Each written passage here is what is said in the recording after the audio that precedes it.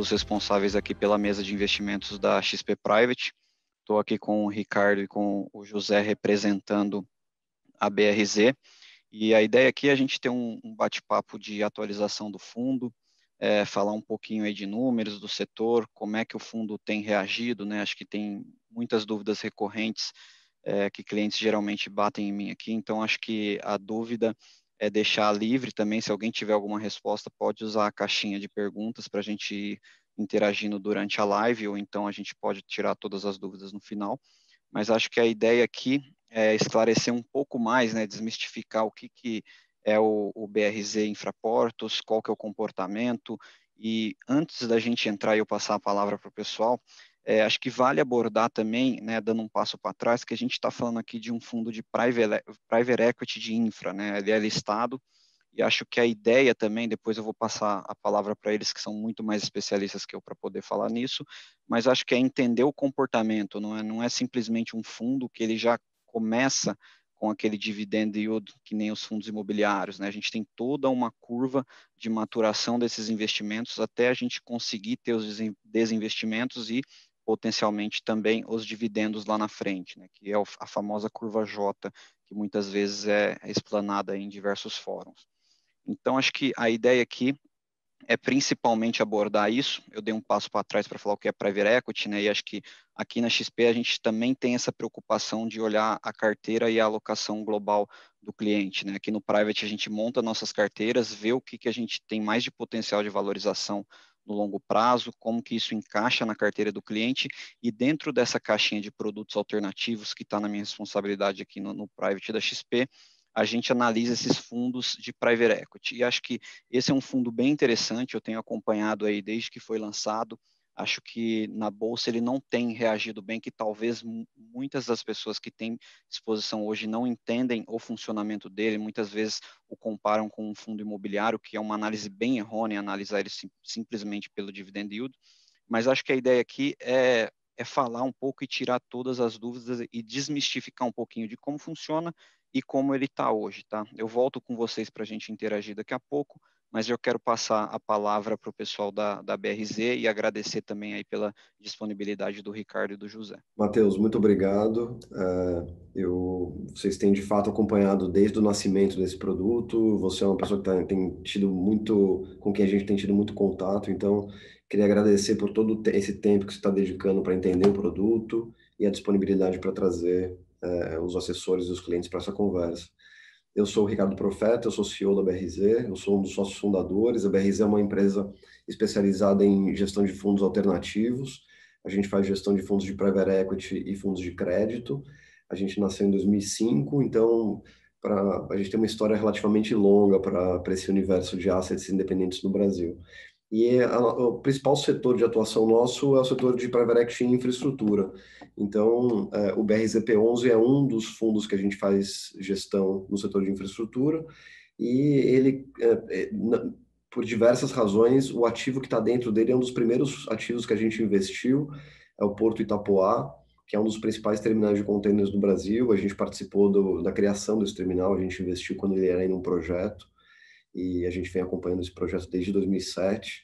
Então tem um histórico super longo na casa e a gente tem bastante coisa para falar dele, e acho que esse comentário que você fez, a gente vai bater bastante nessa tecla de que é um projeto que, por ser de infraestrutura e por ser um projeto relativamente novo, apesar de muito bem sucedido, é muito complicado você comparar esse projeto com um projeto com fundo imobiliário. A gente tem taxas internas de retorno muito positivas, considerando as projeções que a gente tem desse fundo, apesar da gente ter um dividend yield ainda baixo, porque o Porto está ainda em desenvolvimento, tem muito investimento que foi feito e que vai maturando ao longo dos próximos anos. Então, esse é um projeto que, para quem tem expectativa de ter boas taxas internas de retorno no longo prazo, é um projeto muito bom. É um porto maduro, é um porto que já está operacional, já passou pelas fases iniciais de maturação, já está pagando dividendo, mas ainda tem uma perspectiva enorme, como vocês vão ver nos números que a gente vai mostrar para vocês daqui para frente. Então, eu vou passar a palavra para o Zé para ele se apresentar e a gente começa a falar aqui sobre o fundo e o porto. Perfeito. Só ser bem breve aqui. Eu sou José Neto, eu sou sócio da BRZ também. E lá na BRZ eu toco os projetos de infraestrutura, inclusive junto com o Profeta, nesse ativo específico. Eu sou conselheiro com ele no veículo que controla o Porto Itapoá e naturalmente acompanho também o terminal há bastante tempo. Então acho que a ideia aqui é ter uma apresentação para vocês o mais profunda possível, mas para poder mostrar o potencial do ativo e o potencial do produto, o potencial do FIPE, né? Mas, Profeta, por favor. Então, Matheus, a nossa ideia é passar rapidamente sobre o que é o fundo, o que é o projeto Claro. e gastar um pouco mais de tempo no que aconteceu no ano passado e falar das perspectivas futuras, tá? Não, perfeito. Acho que até uma boa ideia. Às vezes tem alguém que pode estar assistindo que é a primeira vez ou ainda não teve contato com esse tipo de investimento ainda e com o Porto. Então, se a gente puder dar um overview meio que geral do que é o projeto, o que era a expectativa e o que foi realizado, né? Depois a gente Tá parte bom, aí para falar dos números de 2020. combinado. Zé, eu vou pedir a sua ajuda aqui com o compartilhamento de tela.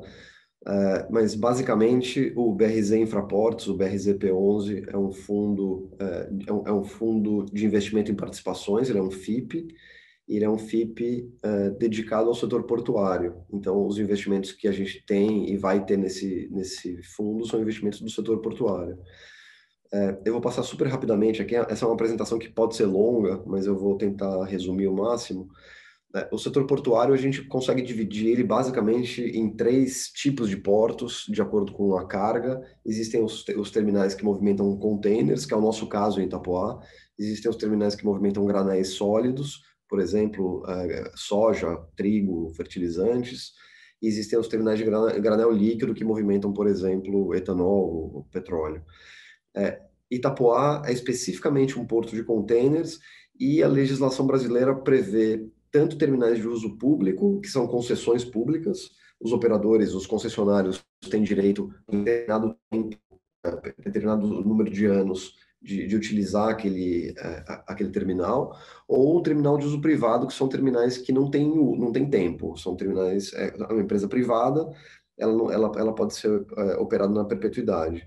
Então, quando a gente fala, toda vez que eu mencionar o Porto Itapoá aqui, eu tô falando de um porto de containers tá dentro dessa categoria de uso privado, ou seja, não tem tempo de finalização das operações. O mundo dos containers, que é o que interessa para a gente aqui, ele é um mundo que foi criado na década de 50, 60 do século passado, e tem muitas cargas que não eram transportadas dentro de container e que passaram a ser transportadas dentro dos containers ao longo do tempo. Esse fenômeno a gente chama de containerização de cargas, cargas que estão migrando para dentro dos containers. Esse fenômeno já foi mais forte no passado, mas ele ainda continua sendo muito importante. Ele é um dos principais motivos que faz a gente ver essa curva aqui de crescimento de movimentação de containers no Brasil, de 2010 a 2020. Nesses 10 anos, a gente tem um crescimento de 5% acumulado ao ano. Isso é completamente diferente, muito superior do crescimento de PIB, por exemplo, que a gente teve no país. Então, esse é um primeiro ponto para todos terem em mente. O mercado de containers, só por esse fenômeno de containerização de carga, é um mercado que cresce e tende a continuar crescendo no Brasil.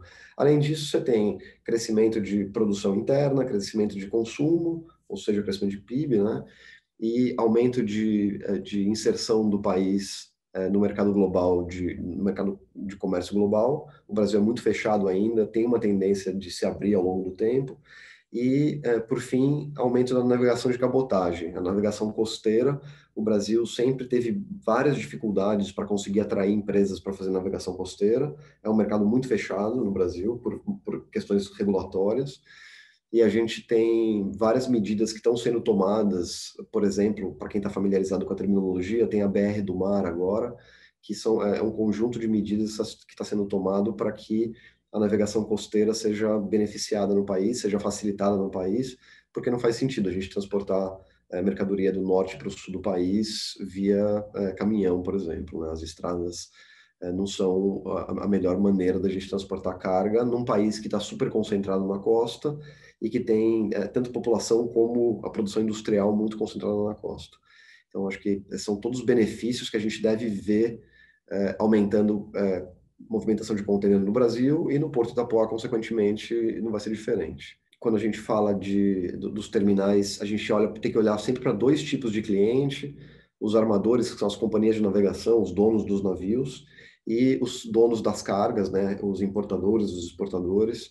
Então, a gente tem dois principais grupos de clientes que a gente tem que se preocupar. As empresas de navegação, os donos dos navios, estão preocupados em dar o maior giro possível para os ativos deles, para os navios, não deixar o navio parado. Então, se o porto tem capacidade de receber e operar o navio de uma forma muito rápida, é melhor para a companhia de navegação. Os donos das cargas estão preocupados com uma série de outros serviços acessórios, logística porta a porta, cross-docking, etc. E o Porto Itapoá ele tem sido muito bem sucedido em atrair tanto companhias de navegação como os importadores e exportadores.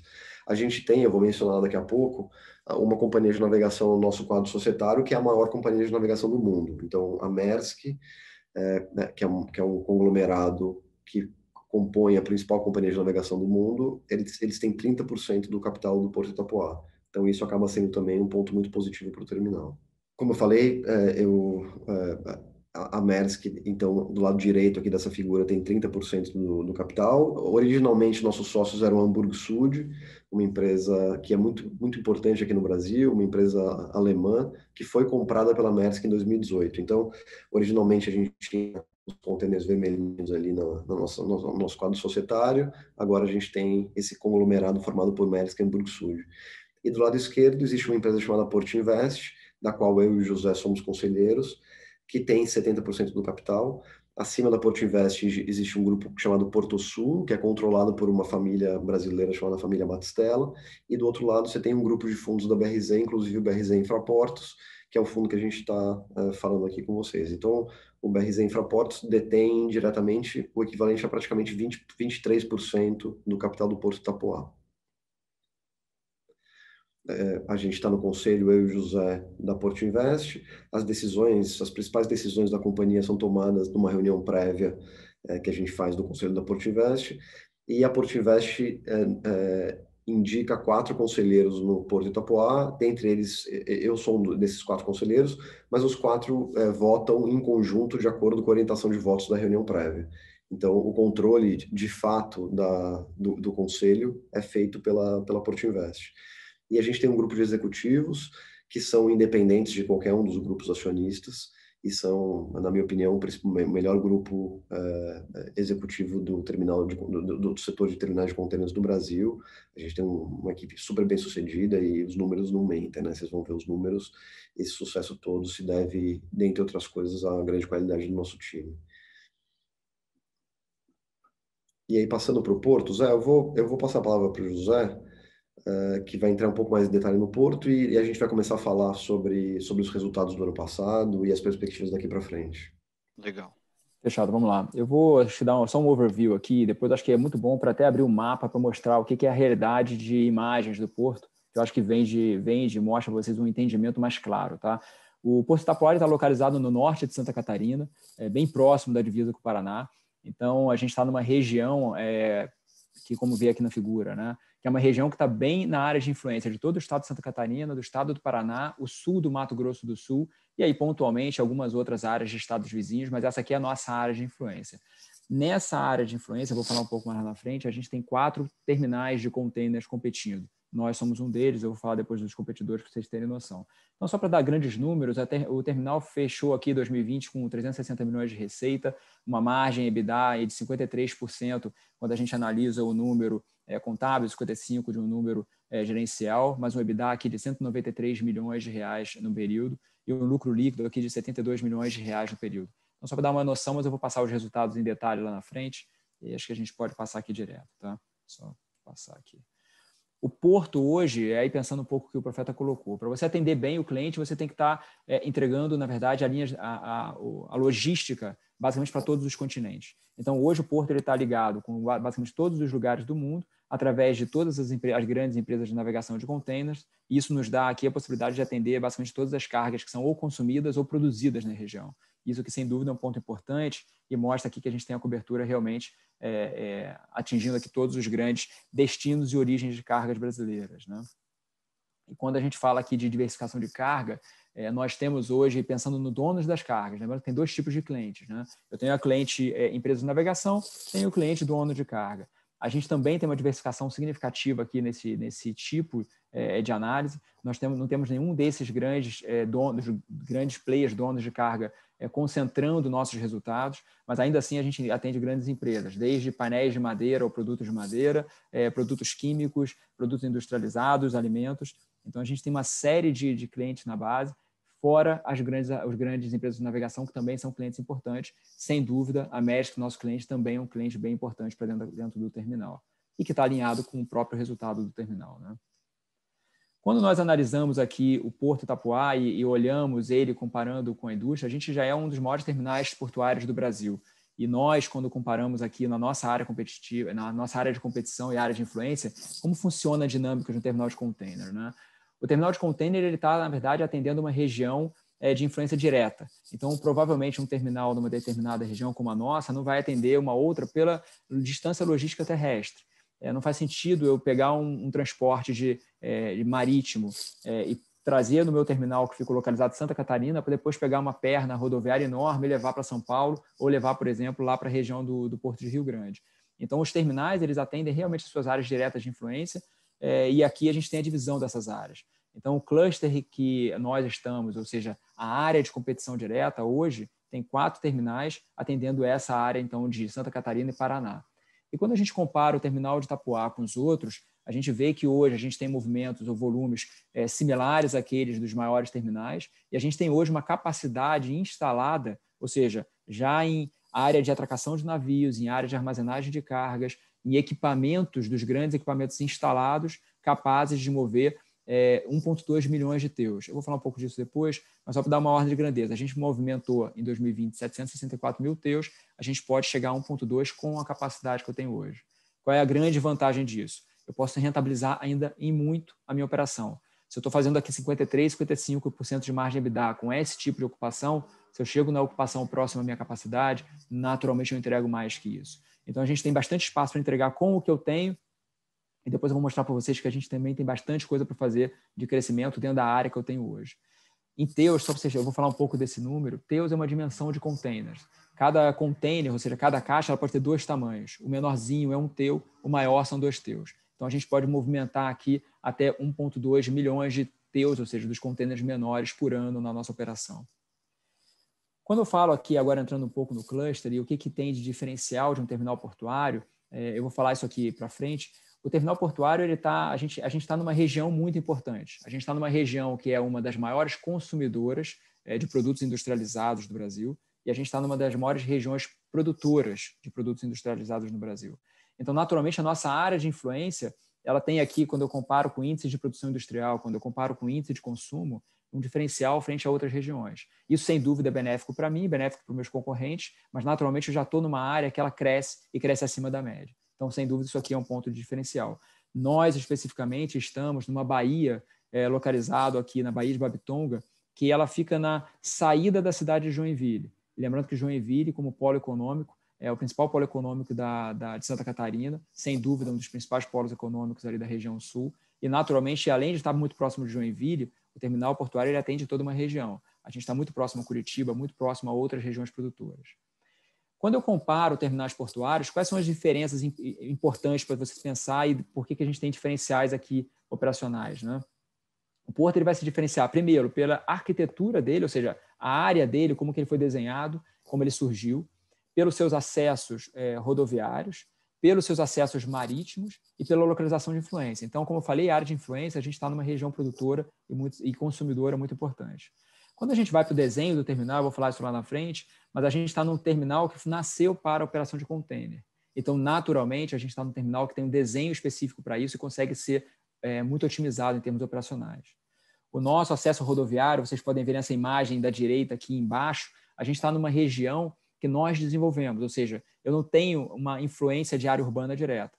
Isso me traz um benefício muito grande, isso me traz aqui uma vantagem competitiva, porque o meu crescimento, o maior número de caminhões que acessam o meu terminal ou que saem do meu terminal não influenciam diretamente o fluxo de veículos de uma cidade. Então, não atrapalham aqui os ônibus, os veículos escolares, seja o que for. enquanto outros terminais competidores a gente tem um pouco desse perfil. Na parte aqui de disponibilidade de área para expansão, nós somos um terminal privativo. Eu tenho a minha própria área, e essa própria área que eu tenho, então, me permite aqui expansões, eu vou mostrar um pouco. A gente pode ir de 1,2 milhões de TEUs que tem de capacidade hoje para 2, ou seja, como a gente falou, o terminal, dentro do que já está hoje instalado, tem muito ainda para crescer em resultado e operação. A gente ainda pode fazer um crescimento significativo e quase dobrar de capacidade, ou mais que dobrar de capacidade, em área própria. E, além disso, a gente está numa baía, como eu mencionei, que traz águas protegidas para a minha operação. Então, eu tenho uma vantagem que a água protegida, eu não tenho efeito de ondas, eu não tenho ali alguns efeitos que alguns terminais competidores estão expostos. Eu vou mostrar um pouco nisso também.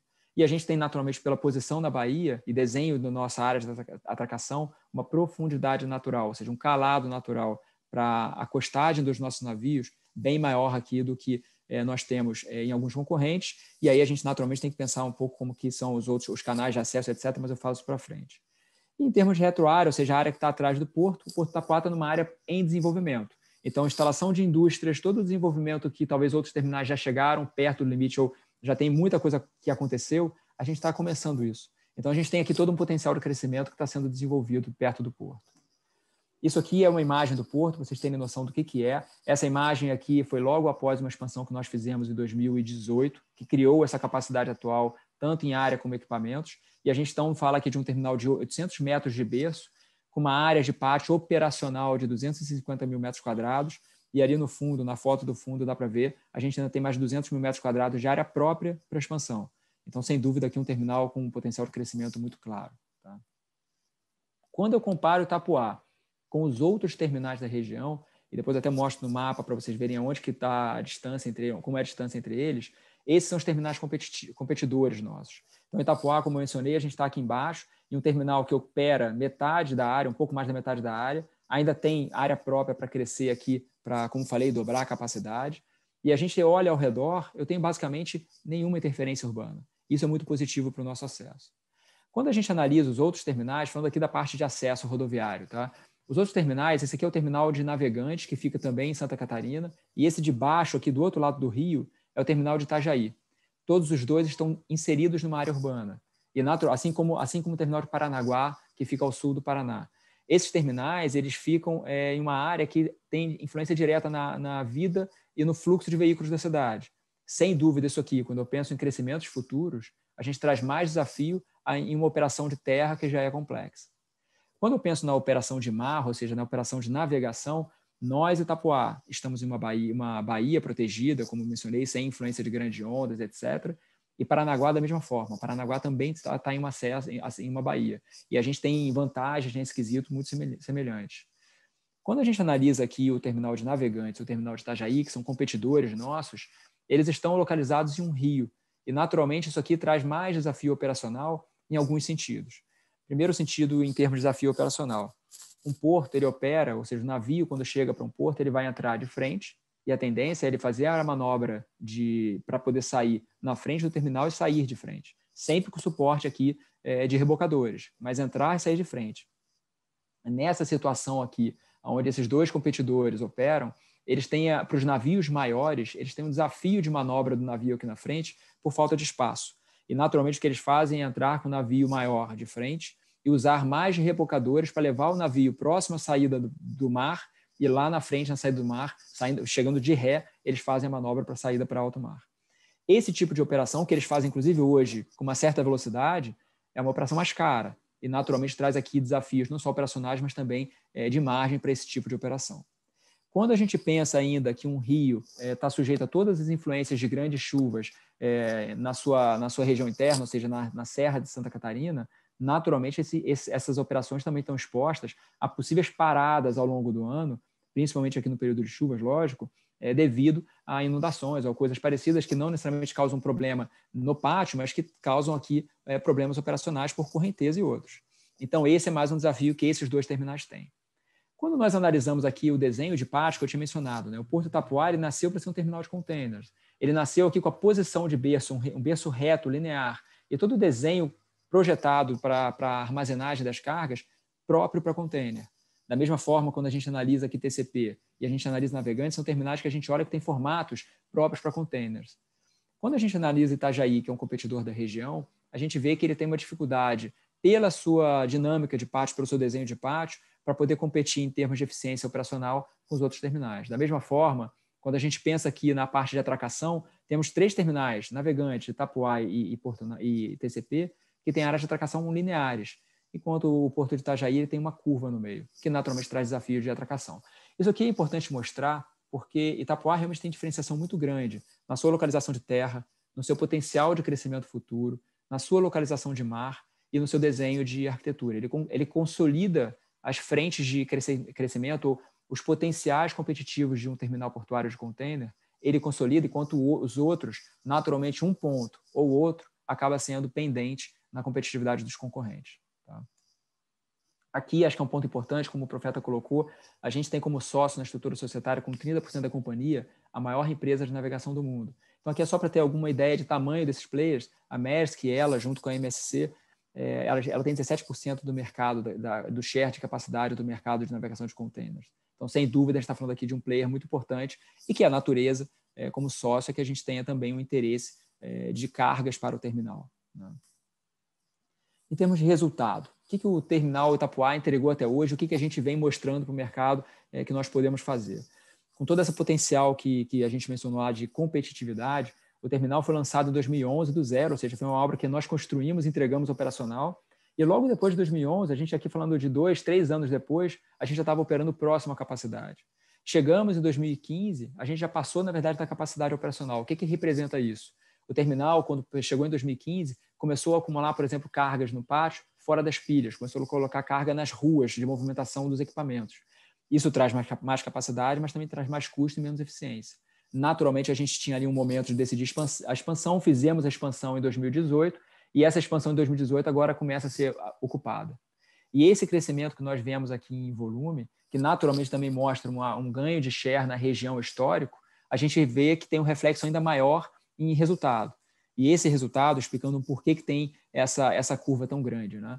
A gente está falando de um terminal que, com todo esse potencial, ele consegue ter, sem dúvida, margens EBITDA muito boas, assim como outros players da indústria, assim como o Navegante do TCP, mas a gente consegue ter esse diferencial.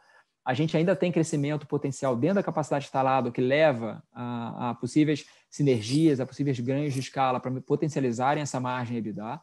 E, além disso, considerando o tipo de operação que a gente está, e essa é a vantagem de um terminal portuário de container, a gente, por exemplo, pegando o cenário que eu tenho hoje de câmbio mais alto, isso me favorece, porque uma das principais receitas que eu tenho dentro do terminal portuário de container é a armazenagem de importação. E a armazenagem de importação, ela, pensando de uma forma simplificada, ela é proporcional ao tempo que a carga fica armazenada e é proporcional ao valor da carga armazenada em dólar. Então, se eu tenho uma carga armazenada por 10 dias e um volume em valor em dólar elevado e o câmbio elevado, naturalmente isso me potencializa o resultado em reais.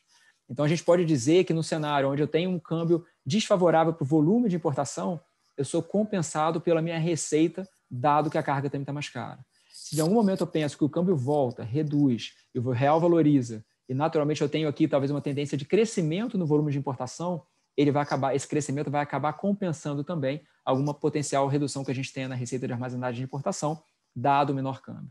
Então, é uma operação interessante, inclusive nisso. O câmbio acaba favorecendo ou no volume, em um determinado momento, ou na minha receita unitária e, consequentemente, na receita total no outro momento. E a gente vê que o terminal tem um histórico de crescimento aqui realmente muito significativo. A gente fechou, como eu falei, em 193 milhões de reais de EBITDA agora em 2020.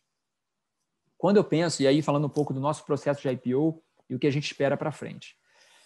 Quando nós desenhamos o processo de IPO desse produto, ou seja, quando a gente levou para o mercado, a gente tinha claramente um produto que é o FIPE, que ele tem a vantagem para a pessoa física de benefício fiscal, ou seja, ele é isento ou tem alíquota zero, seja no ganho de capital, seja aqui na amortização, nas distribuições. E, além disso, a gente tem um ativo que é muito diferenciado.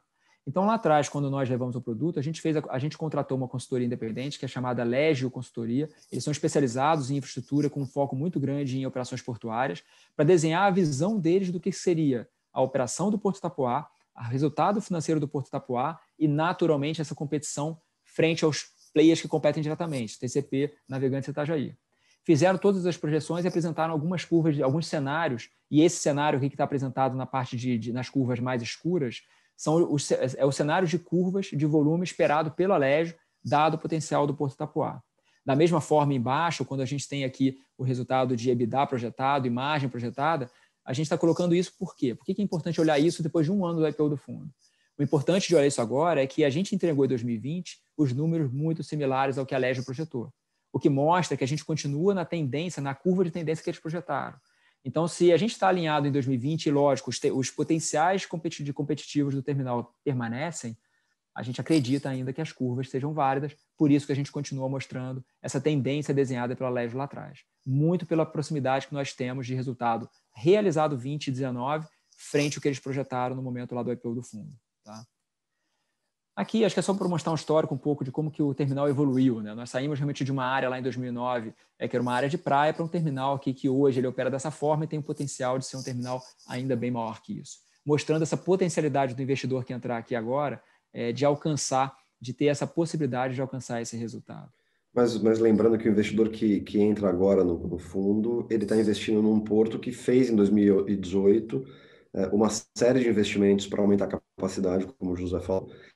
Então, esses investimentos já foram feitos, o capital já foi investido, o endividamento já foi levantado, já foi, inclusive, grande parte dele pago. Então, tem muito potencial de crescimento já investido no porto.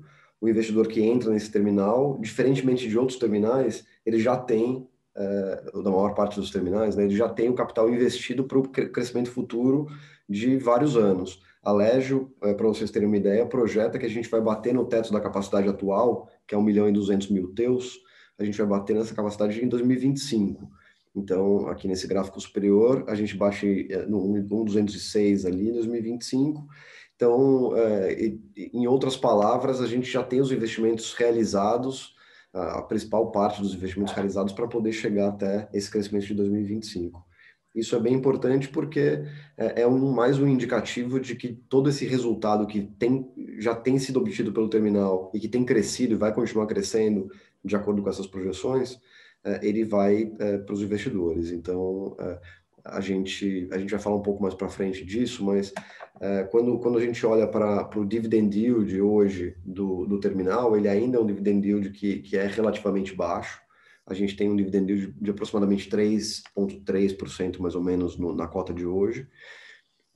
Só que a questão é que, para um investidor de longo prazo, o dividend yield não é a métrica mais importante. A métrica mais importante é a taxa inteira de retorno. Ou seja, quanto que é a média ponderada dos dividend yields ao longo do tempo que esse investidor vai ter. E aí, como vocês vão ver na próxima apresentação, a gente está falando de dividendos de taxas internas de retorno que giram em torno de 18% ao ano, para o cenário atual de precificação que a gente tem do fundo, o que faz esse fundo, a cota desse fundo ser, na minha opinião, um dos ativos mais promissores e mais rentáveis disponíveis na B3. Eu até ia... desculpa te cortar, Ricardo, até ia te perguntar isso, né? A gente tem todas as projeções da Allegro, com toda essa curva, e isso foi projetado para uma cota de valor patrimonial, né? Que provavelmente é a cota de emissão, né? Se a gente parar para pensar com essa cota de agora, por isso que a gente tem uma taxa interna de retorno maior, certo? Exato, exatamente. Já vou mostrar a sensibilidade para frente, tá, Matheus? A gente vai mostrar para vocês, Matheus, mas grosso modo, usando essas projeções da Allegro, mas usando outras projeções também que estão disponíveis publicamente, a gente, na cota, hoje fechou a R$73 mais ou menos. Nesse nível de cota, a gente tem uma taxa interna de retorno de aproximadamente 18%, talvez até um pouquinho mais. Na cota de emissão, é equivalente a 122, a gente teria uma taxa interna de retorno de 13%, 14%. Então, mesmo na taxa de emissão, ou seja, quase 50% acima do valor atual, a gente tem o nível de taxa interna de retorno muito, muito significativo, e num ativo que, lembrando, né, é um ativo de infraestrutura, ou seja, o nível de risco desse tipo de ativo é mais baixo do que uma série de outros setores. É um ativo que já está performado, já foi construído, já está operando, já é um dos principais terminais de contêineres do Brasil, já é um dos mais eficientes terminais de contêineres do Brasil, já tem um histórico de crescimento muito positivo. O Zé mostrou naquele slide que a gente tem as capacidades crescentes. Esse porto sempre teve um crescimento muito significativo ao longo da sua vida. o nosso limitador sempre foi a capacidade máxima que a gente tinha, mas em 2018 a gente fez uma obra muito importante que mais do que dobrou a capacidade do terminal. A gente tem capacidade de crescer depois que a gente bater no teto atual. A gente ainda pode praticamente dobrar o terminal com novas obras de expansão. Então, a taxa interna de retorno que a gente tem, ela é muito favorável para um nível de risco que, na minha opinião, é muito baixo. A gente está falando de um ativo de infraestrutura que tem pouca alavancagem ainda por cima, né? Quando a gente fala de ativos de infraestrutura, é comum a gente olhar para ativos que têm 3, 4 vezes EBITDA de endividamento. Aqui a gente está falando de um porto que tem alguma coisa próxima de 1,5 vezes EBITDA de endividamento, para uma dívida que tem ainda de prazo total aproximadamente 8 anos hoje. Então, a estrutura de capital é muito saudável, é um ativo muito sólido, num setor muito resiliente, de baixo nível de risco, pagando um nível de taxa interna de retorno altíssimo. Então, de fato, né, a gente volta, porque a gente também vai mostrar na próxima apresentação, o lançamento desse fundo ele aconteceu na terça-feira pré-carnaval. Boa, Zé, obrigado. O lançamento do fundo aconteceu na terça-feira pré-carnaval do ano passado. E se vocês puxarem pela memória, a terça-feira pré-carnaval, o carnaval do ano passado foi quando o Covid arrebentou os mercados financeiros mundo afora, inclusive no Brasil. Então, esse gráfico aqui, a linha azul é o histórico de cotas que a gente tem do BRZP11. Nos 30 primeiros pregões, a gente teve 5 circuit breakers na B3. Então, a gente entrou na bolsa no meio do furacão e isso fez com que a cota sofresse muito. A gente teve uma queda muito acentuada, de acordo. Isso aconteceu no mercado de uma forma generalizada, né? Não foi um evento específico nosso. Mas por ser um FIPE, que é ainda uma classe de ativos pouco conhecida do mercado, apesar de ser uma classe de ativos muito importante, muito, muito positiva, né? Porque traz isenção fiscal, inclusive para ganho de capital para pessoa física, ainda é uma classe de ativos que é pouco usada no mercado. É um ativo que é pouco conhecido ainda no mercado, tinha pouca cobertura de casas de análise. Então, a gente sofreu muito naquela queda que todo mundo caiu, mas na hora de ter a recuperação do mercado, esse ativo acabou passando à margem da recuperação. Na minha opinião, muito por desconhecimento do mercado, o papel não recuperou ainda, apesar de, no ano passado, para investidores que estão olhando para projetos de médio e longo prazo com alta taxa de retorno, aqui existe uma possibilidade que eu acho que vocês deveriam dar atenção. Vocês deveriam olhar, analisar, questionar o nível de risco para o nível de retorno que esse fundo se propõe a dar. Aqui a gente tem, como eu falei, né, no ano passado, a gente subiu de 312 milhões para 361 milhões, teve um crescimento super significativo de receita, né, de quase 20%. A gente teve um crescimento de EBITDA de 160 milhões para 193 milhões, um crescimento super impactante também, de 20% de EBITDA. Isso muito em função do ganho de margem, né? A gente fez uma obra muito grande em 2018, então a empresa estava um pouco inchada em final de 2018, 2019, por conta desse aumento grande que a gente fez da capacidade, e agora a gente vem colhendo os frutos dessa capacidade que foi investida lá atrás. O nível de margem dá uma pista disso, né? A gente fechou o ano passado com 53,4% de margem EBITDA, e a expectativa é que a gente tenha margens crescentes daqui por diante. Não é difícil de imaginar esse terminal tendo margens entre 60% e 65% de EBITDA. A expectativa é que isso aconteça, inclusive. E o ponto mais importante para os investidores é o crescimento de lucro. A gente teve, no ano passado, 72 milhões de lucro, com expectativa crescente também. Como eu falei para vocês, a gente tem um endividamento super baixo na companhia, 1,5 vezes EBITDA, considerando o EBITDA do ano passado. A gente teve um ano muito bom no ano passado, a expectativa para esse ano, inclusive em face do que a gente já viu no primeiro trimestre, é de ser um ano muito forte. Então, a expectativa é que a gente vá gerando mais lucro e que a gente possa, ao longo do tempo, fazer essa curva de dividendos ir crescendo, de tal forma que esse 3,3% de dividendo de hoje, ele se transforme em números muito mais significativos, obviamente para quem entrar na cota atual, né? Essa cota vai se ajustando ao longo do tempo, mas ao longo do tempo a gente vai ter, a gente deve ver níveis de dividend yield crescentes, de tal forma que a gente tenha aquele nível de taxa interna de retorno que eu mencionei para vocês, da casa de 18%. Nos Legal. próximos slides a gente vai ver isso. Acho que o que seria legal também, acho que só para dar uma recapitulada, né, de tudo que a gente falou, né, antes de olhar para trás também de tudo que já foi, acho que de agora para frente, acho que pelo que eu entendi aqui, né, vocês podem me corrigir, a gente tem um ativo aí que está bem posicionado para captar vários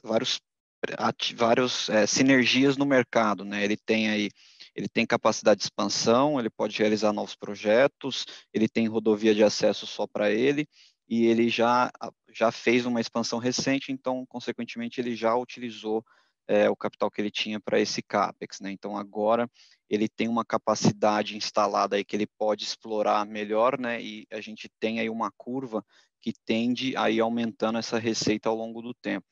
Aí até eu ia pedir para vocês, se vocês tiverem aquela tabela de sensibilidade que a gente consegue ver mais ou menos pelo preço da cota de mercado versus o que seria TIR, né, rentabilidade potencial, que acho que é esse slide aí que você já colocou, Zé. Acho que seria legal só para passar para o pessoal, que acho que às vezes vários clientes compraram em diversos Sim. pontos diferentes, então o pessoal fica um pouco com o número na cabeça, né? Mas acho que a gente ainda tem esse desencontro, né, do que é o ativo performando versus o que é o papel listado em bolsa performando, né? A gente tem um desencontro aí de rentabilidades no caso, né, de quem está posicionado no papel versus o que o ativo realmente gera e pode gerar, né? Se a gente considerar uma precificação como se fosse qualquer outro ativo, né? Nada mais é que um fluxo de caixa futuro descontado trazido a valor presente, né? Então acho que se vocês puderem também passar essa tabela e falar um pouquinho da receita,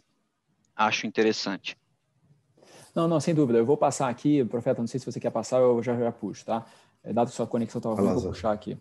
Acho que é importante, só antes de entrar na tabela, dar essa explicação aqui desse slide. A gente tem hoje de cenários desenhados com profundidade e projeções apresentadas públicas sobre a companhia, o estudo da Legio, que a gente mencionou, que ele está disponibilizado no nosso prospecto, e existe um estudo de uma companhia chamada Terra Firma, junto com a PwC, vou explicar rapidamente quem são esses dois, que também tem uma profundidade grande sobre o Porto Itapuá, e naturalmente a gente pôde fazer algumas análises com essas projeções, tá?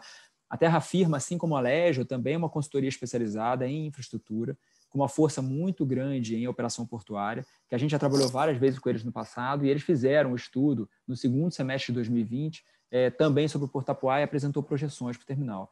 Então, só para comparar, a gente vê aqui os números realizados do terminal, ou seja, os números que estão aqui por últimos realizados, comparados com Legio, comparados com a PwC / Terra Firma. E a gente vê que realmente temos números próximos que mostram aquilo que a gente mencionou. A operação está entregando o que as projeções mostravam. Isso, naturalmente, traz para a gente um conforto com as curvas futuras. Muita coisa para acontecer, sem dúvida, são projeções. Mas, assim, aquilo, pelo menos eu vejo que o curto prazo e o realizado estão basicamente ou muito alinhados, e isso dá uma segurança para as análises, né?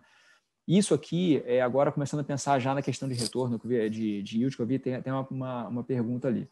Com esse resultado que nós tivemos, diferenciado em termos de distribuições, de resultado de lucro, e naturalmente a disponibilidade de caixa que a gente tem observado no terminal, o terminal terminou o ano com 1,4 vezes EBITDA, como o Profeta falou, de alavancagem.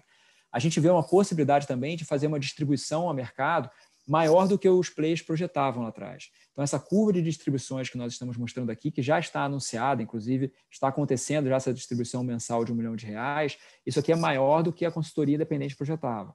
Isso, nesse ponto, por exemplo, a gente está com uma vantagem.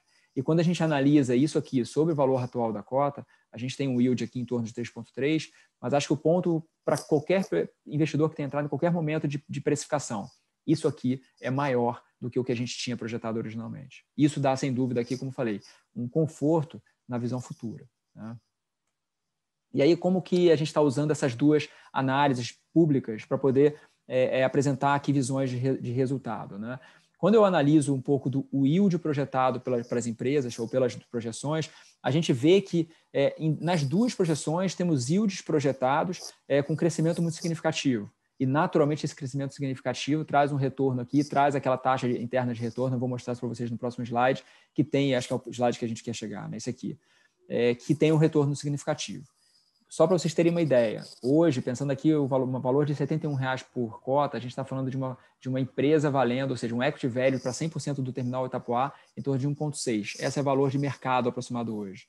Se eu pego a avaliação que a Terra Firma mais a PwC fizeram no final de 2020, com toda essa análise mercadológica, projetando, etc., eles chegam lá no valor em torno de 3,2 bilhões de reais para o ativo. Sem dúvida que a gente tem um descasamento enorme entre precificação, de novo, projetada versus real do mercado, e isso que a gente tenta mostrar que o desempenho do terminal, que está alinhado com o desempenho projetado pelas consultorias, que trazem um valor desse aqui para o ativo, por isso que a gente menciona que tem aqui um potencial de descasamento entre o desempenho da cota e o desempenho operacional do negócio. Considerando, então, essas curvas projetadas, e aí eu vou explicar o que são esses diferentes cenários aqui, tá? Considerando as curvas projetadas pela Legio, de distribuições feitas líquidas de custos dos fundos, tá? Importante, líquidas do que o fundo custa para vocês investidores. Considerando a mesma coisa com as projeções da Terra Firma, pego as projeções deles, tiro das projeções dos custos do fundo. Eu tenho curvas para diferentes preços de entrada que variam aqui uma TIR de 13% a em torno de 18%. Então, esse cenário, que é o cenário que acho que o Matheus mencionou, é lógico que o investidor que entrou lá atrás, em um momento que ninguém esperava aquela desvalorização de mercado como um todo, a gente já tinha projeções, e eram as projeções, inclusive originais, lógico, em torno de 13% de TIR. Hoje, dado que a gente tem um cenário de cota mais baixa, apesar de a performance operacional e financeira do terminal estar em linha com o projetado, a gente teria aqui uma TIR muito mais elevada para o investidor que entrar nesse momento, ou para o investimento nesse momento. Isso aqui, só para explicar, existe hoje, e até para não gerar confusão, acho que é importante estar isso explícito, existe hoje um produto a mercado de um dos sócios do Porto Itapoá, não sei se você lembra da estrutura societária, mas a Porto Sul, que é a estrutura que está junto com a gente na Porto Invest, tá? Acima da Porto Sul, os sócios da Porto Sul, eles fizeram um produto, eles fizeram aqui um lançamento de um produto que é pelo FIP Endurance, também negociado a mercado, é um produto de dívida, que não é dívida da companhia, acho que a gente recebe muita pergunta disso, não é dívida da companhia, é uma dívida na estrutura societária, acima da Porto Sul, de um dos sócios deles, e naturalmente essa dívida tem lá toda uma taxa, todas as taxas previstas, e o que a gente só fez aqui foi, se eu pego para essa dívida que está lá em cima, que tem o fluxo de pagamento de dívidas atrelado ao próprio fluxo de dividendos do terminal, dado que o ativo que existe atrelado a essa dívida é o próprio terminal.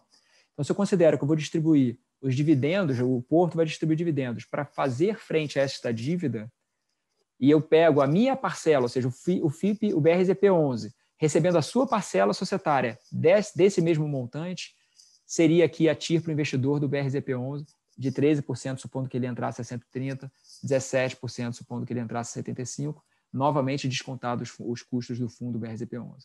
Então, o que a gente quer mostrar, porque existe um produto hoje diferente, um produto de dívida, não é um produto de equity, mas que tem lá o nome, inclusive, como Itapoá Participações, pode gerar alguma confusão. A gente só mostra aqui que são produtos diferentes. O nosso produto, considerando o serviço da dívida atrelado a este outro, a gente teria esse tipo de taxa interna de retorno. Então, isso aqui, Matheus, acho que é a curva que você tinha mencionado, acho que vale mostrar isso, ou seja, realmente o ativo, como você falou, o valor de cota está numa posição, a operação está em outra posição. Exato, não, acho que é exatamente isso, né? Geralmente surge muita pergunta, acho que é isso que a gente tem que ter em mente, né? Que muitas vezes a gente tem muita coisa no mercado, chega muita informação para o investidor e às vezes ele pode ser que ele esteja analisando de forma somente pelo dividend yield, né? E no caso aqui, a gente tem realmente um ativo de infraestrutura que tem que ser analisado como uma taxa interna de retorno realmente, né? Acho que é a melhor métrica para analisar. Sim. E acho legal que a gente tem aí nessa curva de sensibilidade, nessa informação está pública, está no site de vocês, mas quem se sentir que não conseguiu achar, pode falar com o seu assessor, bater em mim aqui na mesa e a gente pode bater um papo depois também. E essa curva a gente atualiza todo mês no nosso relatório, tá, Matheus? O relatório mensal, legal, inclusive, vai sair um novo agora com uma atualização dessa curva. Acho importante até falar, né, que às vezes o pessoal lança muito fundo e não tem informação disponível, né? No caso aqui, se a gente entrar lá no site, todo mês tem aí um relatório novo e o que está acontecendo e a prestação de contas do ativo, né?